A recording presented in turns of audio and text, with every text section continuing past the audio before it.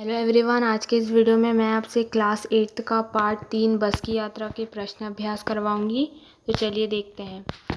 हमारा प्रश्न नंबर 1 है, मैंने उस कंपनी के हिस्सेदार की तरफ पहली बार श्रद्धाभाव से देखा। लेखक के मन में हिस्सेदार साहब के लिए श्रद्धा क्यों जग गई? इसका आंसर आएगा, लेखक के मन में बस कंपनी के हिस्सेदार साहब के लिए श्रद्धा इसीलिए जाग गई कि वह टायर की स्थिति से परिचित होने के बावजूद भी बस को चलाने का साहस जुटा रहा था। कंपनी का हिस्सेदार अपनी पुरानी बस की खूब तारीफ कर रहा था। अर्थमोह की वजह से आत्म बलिदान की ऐसी भावना दुर्लभ थी जिसे देखकर लेखक हतप्रभ हो गए और उसके प्रति उनके मन में श्रद्धा भाव उमड़ता है।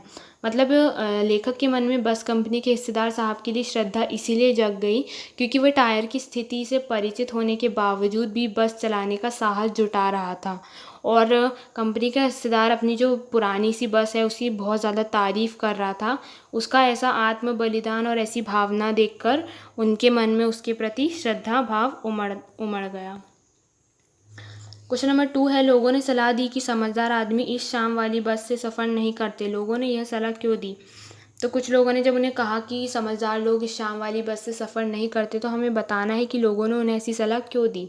लोगों ने लेखक को यह सलाह इसीलिए दी क्योंकि वह जानते थे कि बस की हालत बहुत ख़राब है। बस का कोई भरोसा नहीं है कि यह कब और कहाँ रुक जाए। शाम बिताते ही रात हो जाती है और रात रास्ते में कहाँ बितानी पड़ जाए कुछ पता नहीं रहता। उसके अनुसार ये बस डाकिन की तरह है। मतलब लोगों ने लेखक को ये सलाह इसलिए दी थी क्योंकि वे जानते थे बस की हालत बहुत ज़्यादा ख़राब हो चुकी है। बस का कोई भरोसा नहीं है कि वो कहाँ रुक जाए और शाम के बाद रात होने के बाद उन्हें कहाँ ना जाने कहाँ उन्हें अपनी रात बितानी पड़ जाए। इसीलिए वो लोग ने उस बस को डाकिन की तरह माना था और इसीलिए सारे लोग उन्हें सलाह दे रहे थे कि इस शाम वाली बस में नहीं जाना चाहिए। क्वेश्चन नंबर 3 है, ऐसे जैसे सारी बस ही इंजन है और हम इंजन के भीतर बैठे हैं। लेखक को ऐसा क्यों लगा? तो इसका आंसर आएगा, जब बस चालक ने इंजन स्टार्ट किया तब सारी बस झनझनाने लगी। लेखक को ऐसा प्रतीत हुआ कि पूरी बस ही इंजन है, मानो वह बस के भीतर ना बैठकर इंजन के भीतर बैठा हुआ है। अर्थात इंजन के स्टार्ट होने पर इंजन के पुर्जों के भांति बस के यात्री हिल रहे थे। मतलब कि जब बस चालक ने इंजन स्टार्ट किया तो सारी बस जो है झनझनाने लगी। लेखक को ऐसा लगा कि पूरी बस ही इंजन है और ऐसा लग रहा था उन्हें कि वो बस के अंदर नहीं बैठे, वो लोग इंजन के अंदर बैठे हैं और उन्हें ऐसा प्रतीत हो रहा था जैसे वो इंजन के छोटे छोटे पुर्जे हैं जो बहुत ज़्यादा हिल रहे थे। क्वेश्चन नंबर 4 है, गजब हो गया, ऐसी बस अपने आप चलती है। लेखक को यह सुनकर हैरानी क्यों हुई? तो इसका आंसर आएगा, बस की वर्तमान स्थिति देखते हुए इस प्रकार का आश्चर्य व्यक्त करना स्वाभाविक था। देखने से लग नहीं रहा था कि बस चलती भी होगी, परंतु जब लेखक ने बस के हिस्सेदार से पूछा तो उसने कहा चलेगी ही नहीं, अपने आप चलेगी। मतलब जो बस की वर्तमान जो स्थिति थी उसको देखकर उन्हें आश्चर्य व्यक्त करना स्वाभाविक था क्योंकि देखने से लग रहा था कि बस चलती नहीं है। लेकिन जब उन्होंने लेखक ने बस के हिस्सेदार से पूछा तो उसने कहा चलेगी ही नहीं, अपने आप चलेगी, इसीलिए वो आश्चर्यचकित हो गए। क्वेश्चन नंबर 5 है, मैं हर पेड़ को अपना दुश्मन समझ रहा था। लेखक पेड़ों को अपना दुश्मन क्यों समझ रहा था? तो इसका आंसर आएगा, बस की जर्जर अवस्था से लेखक को ऐसा महसूस हो रहा था कि बस की स्टीयरिंग कहीं भी टूट सकती है तथा ब्रेक फेल हो सकता है।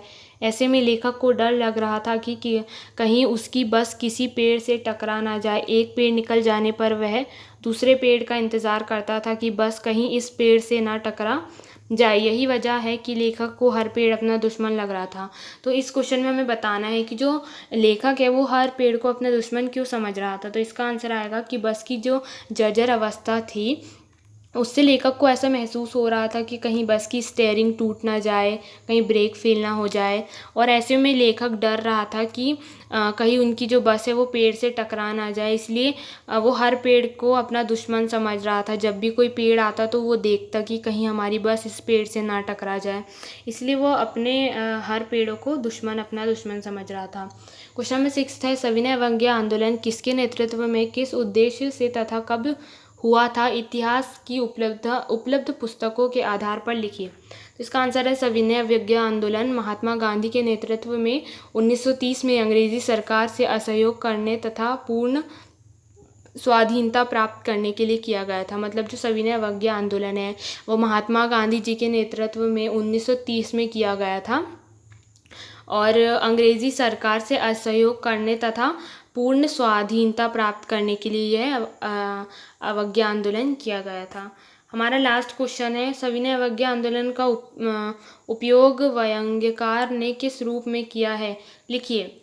सविनय अवज्ञा आंदोलन 1930 में से सरकारी आदेशों का पालन न करने के लिए किया गया था।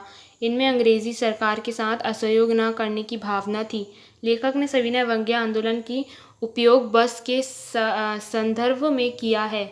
वह इस प्रतीकात्मक भाषा के माध्यम से यह बताना चाह रहे हैं कि बस विनयपूर्वक अपने मालिक व यात्रियों से उसे स्वतंत्र करने का अनुरोध कर रही है।